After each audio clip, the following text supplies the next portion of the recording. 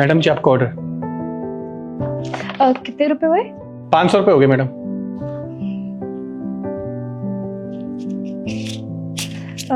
ये लीजिए। मैडम आपने गलती से 1000 रुपये दे दिए। गलती से नहीं, मैंने खुद अपनी तरफ से दिया है। ये 500 रुपए तुम्हारी टिप, रख लो। क्या बात है मैडम, 500 रुपये का ही ऑर्डर है और 500 रुपये टिप? ऐसा तो पहली बार हो रहा है मेरे साथ। मेरे घर वाले कहते हैं कि लोगों की मदद करते रहना चाहिए, इसलिए ये 500 रुपए तुम रखो मेरी तरफ से। मैडम जी आप तो सच में बहुत अच्छे इंसान हो, इतनी ज्यादा टिप तो आज तक मुझे किसी ने नहीं दी। कोई बात नहीं, तुम रखो, खुश रहो। शुक्रिया मैडम।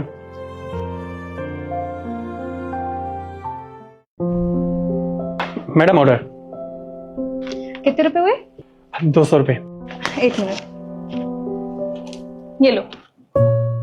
मैडम वो चेंज दे देते, मेरे पास नहीं है पैसे। 300 रुपये। कोई बात नहीं, 300 रुपए तुम रखो, तुम्हारी टिप है। 300 रुपये टिप? मैडम पिछली बार भी आपने इतनी ज्यादा टिप दी थी, इस बार भी धन्यवाद मैडम।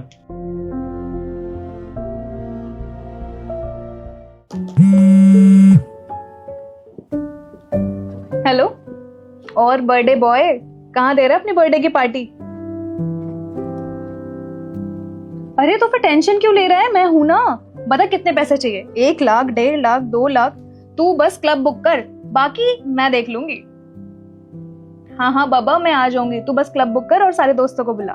चल ठीक है, आज शाम को मिलते हैं, बाय।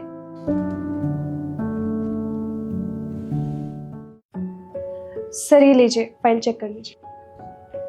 सर आपका ऑर्डर। टेबल पे रख दो। मैडम जी नमस्ते। नमस्ते। तुम कैसे जानते हो इन्हें?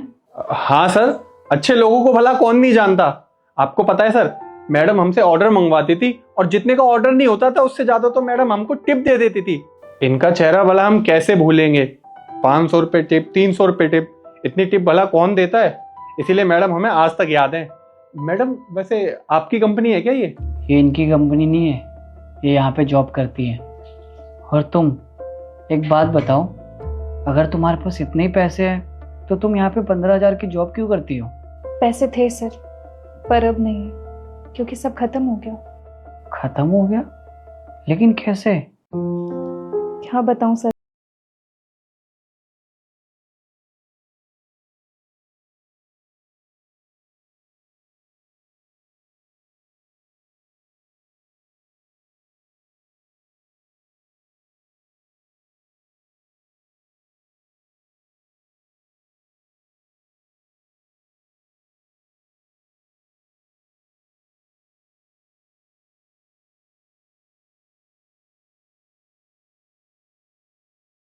उस वक्त तो मैं बिना सोचे समझे ऐसे ही फिजूल खर्ची कर देती थी, और डिलीवरी बॉयज और बाकी लोगों को तो मैं ऐसे ही 1000 1500 रुपये टिप में दे देती थी।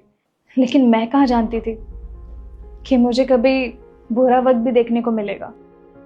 आज देखिए ना सर, मुझे ये 15,000 रुपये की जॉब करनी पड़ रही है। वो लड़की जो पैसा खर्च करने से पहले कभी सोचती भी नहीं थी, आज उसे 1-1 रुपए के लिए सोचना पड़ रहा है। पापा की तबीयत खराब होने की वजह से बिजनेस में लॉस होने लग गया, और लॉस इतना बढ़ गया कि हम उस लॉस को रिकवर ही नहीं कर पाए। मैंने जिन दोस्तों को या फिर जिन रिश्तेदारों को पैसे दिए, उनसे पैसे भी मांगे, लेकिन उन्होंने साफ इनकार कर दिया। मुझे तो यही सोच के हंसी आ रही है कि एक वक्त था जब मैंने अपने दोस्तों की बिना सोचे समझे मदद की थी, कभी उनसे पैसे भी वापस नहीं लिए। लेकिन आज जब मेरा बुरा वक्त आया, उन्होंने सीधे ना कर दिया। बड़े बूढ़ों ने सही कहा है कि पैसों की कीमत समझनी चाहिए। अगर आपके पास पैसा है तो उस पैसे को सही जगह लगाओ, ना कि ऐसे फिजूल खर्च करो, क्योंकि पैसा ही बुरे वक्त पे काम आता है। और देखो, तुमने सारे पैसे ऐसे फिजूल में उड़ा दिए और आज तुम्हारा बुरा वक्त आया तो तुम्हें 15,000 रुपये की जॉब करनी पड़ रही है। आज समझ में आ रहा है कि काश मैंने उस वक्त सेविंग कर ली होती तो आज मुझे ये दिन नहीं देखना पड़ता। लेकिन ये बात ना तुम्हें वक्त से पहले समझनी चाहिए थी। अगर तुम्हारे पास थोड़ी सी भी सेविंग्स होती ना, तो आज तुम कोई ना कोई बिजनेस स्टार्ट कर सकती थी। ऐसे तुम्हें 15,000 की जॉब नहीं करनी पड़ती। हमेशा ना पैसों की वैल्यू समझनी चाहिए। कब तुम्हारा बुरा वक्त आ जाए कोई पता नहीं होता। बिल्कुल सही कह रहे हैं आप। अगर उस वक्त मैंने कुछ पैसे बचा लिए होते तो मैं कोई अपना बिजनेस स्टार्ट कर लेती और ऐसे 15,000 की नौकरी नहीं कर रही होती। लेकिन हाँ, अब आगे से मैं ध्यान रखूंगी। कोई बात नहीं, जिंदगी में ना बुरा वक्त भी आना ज़रूरी है, क्योंकि बुरा वक्त बहुत कुछ सिखा के जाता है। लेकिन हाँ, एक चीज़ याद रखना, आगे से अगर तुम्हारे पास पैसे आए ना तो उसे बचा के रखना। जी सर।